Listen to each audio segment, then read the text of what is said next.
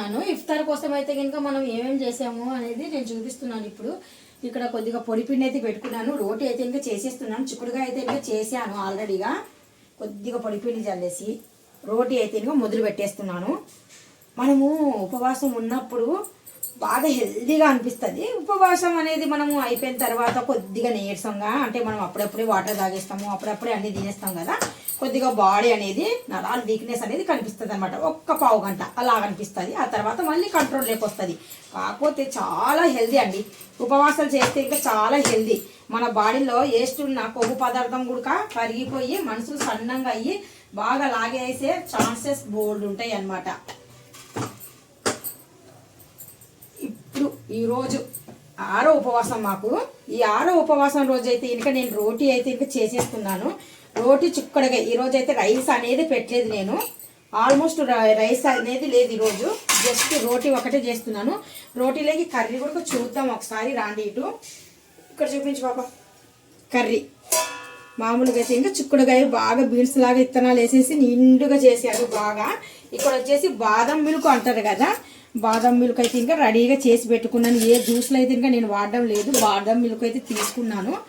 పాలు ఒక ప్యాకెట్ పాలు తీసేసుకొని ఆ ప్యాకెట్ పాలులో మాత్రం కొద్దిగా ఇదిగోండి ఇవి ఏమంటారు, మిశ్రీ అంటారు కదా, పీసెస్. ఈ మిశ్రీ పీసెస్ అనేటివి ఇందులో నేను యాడ్ చేసేస్తున్నాను.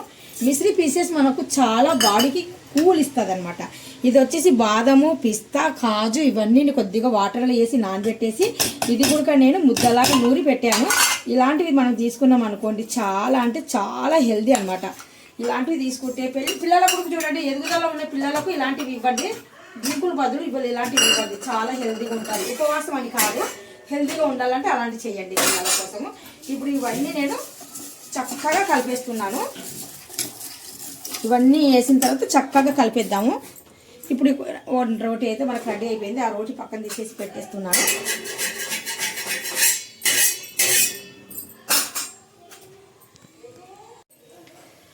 మొత్తానికి ఇఫ్తార్ కోసం అయితే ఇంకా వేడి వేడి రోటీ అయితే ఇంకా మేము రెడీ చేసుకున్నాము. ఇప్పటికిప్పుడు ఏవైనా కానీ సరే మనం హెల్తీగా చేసుకొని తింటే చాలా బాగుంటుంది. పల్చగా ఉన్న రోటీ, స్మూత్ అయిన రోటీ, వేడి వేడి రోటీలు అయితే రెడీ అయిపోయినాయి. ఇంకా తర్వాత మనం గారెలు కూడా వండేద్దాం. అంటే వడ కూడా చేసేస్తున్నాను ఇఫ్తార్ కోసము. మంచిగా రకరకాలుగా వండే శుభ్రంగా ఉపవాసాలు అంటాం కానీ సాయంత్రం అయ్యేలోపు బాగా తినేస్తామండి అల్లా దయ వల్ల.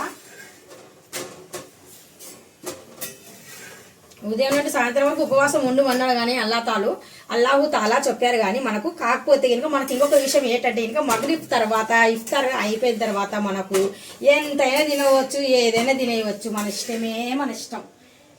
ఇక్కడికైతే పూర్తిగా రోటీలు అయితే ఖతం అయిపోయినాయి కదా. ఇప్పుడు ప్యాన్ అయితే తీసేస్తున్నాం సైడ్కి. ఇప్పుడు మనం గారెలు వండనీక సరిపోయినట్టుగా ఆయిల్ అయితే ఇంకా వేసేస్తున్నాను ఇందులో. నేనైతే ఇంకా పిండి కొద్దిగా కదా మినపప్పు నానబెట్టాను, అందుకనేసి గారెలు కూడా మనం కొద్దిగా నూనె అయితే ఇంకా వేసేస్తున్నాను. మరి ఎక్కువ అయినా కానీ సరే వేడి చేసి ఆ ఆయిల్ అనేది పాడైపోతుంది. అందుకని ఇంకా ఇందులో కొద్దిగా ఉంది, అది ఇది వేసి సరిపోతుంది. మినపప్పు అయితే నేను కొద్దిగా నానబెట్టేసానండి. ఇప్పుడైతే ఇంకా అదే మినపప్పుతో ఇక్కడ గారెలు అయితే అంటే వడ అంటారు కదా, ఆ టైప్ అయితే చేస్తున్నాను. ఇక్కడ మినపప్పు మనము మిక్సీ జార్లోనే వేసాము. మన దగ్గర గ్రైండర్ కొద్దిగా కదా పిండి, మరి గ్రైండర్ ఎందుకనేసి మినపప్పు మనం ఇఫ్తార్ కోసం నానబెట్టుకున్నాం అని చెప్పాను కదా. ఇప్పుడైతే మినపప్పు బాగా సోయి వచ్చేంత వరకు బాగా కలిపేస్తాను. ఇలా కొద్దిగా వేడిగా ఉంది, మిక్సీ జార్లో వేసాను కదా, వేడిగా ఉంది కదా, కొద్దిగా బాగా మనం ఇలా కలిపితే కొద్దిగా హార్డ్గా ఉన్న పిండి స్మూత్ వచ్చేసి గారెలు అనేటివి చాలా చక్కగా వచ్చేస్తాయి.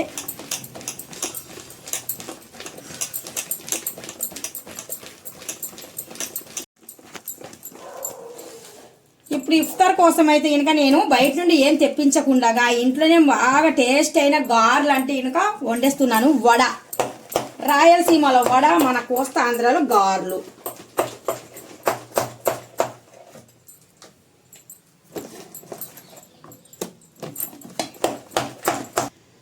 ఇప్పుడు మనం తరిగి పెట్టుకున్న చిన్నగా ఆనియన్ ముక్కలు, అల్లం ముక్కలు, క్యారెట్ ముక్కలు, కొద్దిగా కొత్తిమీర, ఇది మిర్చి ముక్కలు. ఇప్పుడు ఇందులోనే కొద్దిగా ఫ్రెష్ అయిన కొత్తిమీర. మొత్తానికి ఇవన్నీ నేను కలిపేస్తున్నానండి. ఇప్పుడు మనము ఉపవాసాలు ఉన్నప్పుడు వెరైటీగా తినాలనుకుంటే కనుక ఇంట్లోనే సులభంగా ఈజీగా చాలా హెల్దీగా కూడా ఇలాగ ఇంట్లోనే చేసుకొని తినేయవచ్చు. ఇప్పుడు బాగా పిండిని అయితే కలిపేసాను. సాల్ట్ అయితే నేను ఆల్రెడీగా పప్పు వేసేటప్పుడు వేసాను. ఇందులో సాల్ట్ మరి మీరు వేయలేదు అనుకుంటారేమో, లేదు సాల్ట్ వేసేసాను. ఇప్పుడు మొత్తం మిశ్రమం అన్ని బాగా వెజిటేబుల్స్ కలిసేలాగా కలిపేస్తున్నాను. ఇందులో కొద్దిగా ఫ్లోర్ కూడా వేసాను, రైస్ పౌడర్ అంటే రైస్ పౌడర్ ఉంటుంది కదా, అది కూడా కొద్దిగా యాడ్ చేశాను. పైన క్రంచీ, లోపల స్మూతీ. మనకు ఆయిల్ అనేది మరీ ఎక్కువగా హీట్ లేకుండా, మరి అంత తక్కువగా కూల్ లేకుండా ఇలాగ ఈ మాత్రం అయితే తీసుకుంటున్నాను. బిస్మిల్లా.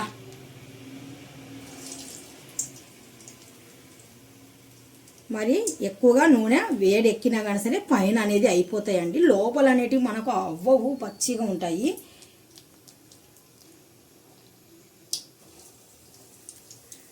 వెజిటేబుల్తో చేస్తున్నాను, చాలా బాగుంటాయి ఇవి.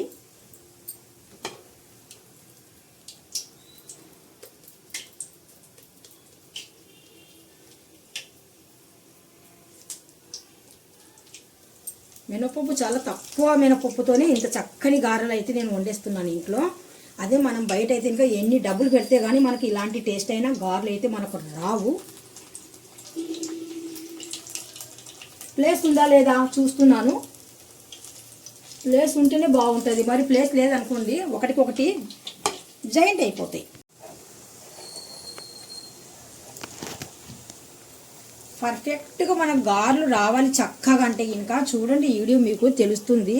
చాలా పర్ఫెక్ట్గా, చాలా చక్కగా, ఎంత బాగా డ్రైగా, క్రంచీగా, ఎంత బాగా అంటే అసలు హోటల్ స్టైల్లో చేశానండి నేను. పిండి ఎలా కలిపాను ఇవన్నీ బాగా నీట్గా చూపించాను. లాంగ్ వీడియోలో చూపించానా లేదు తెలియదు, కానీ షార్ట్లో అయితే కనుక చూపించాను.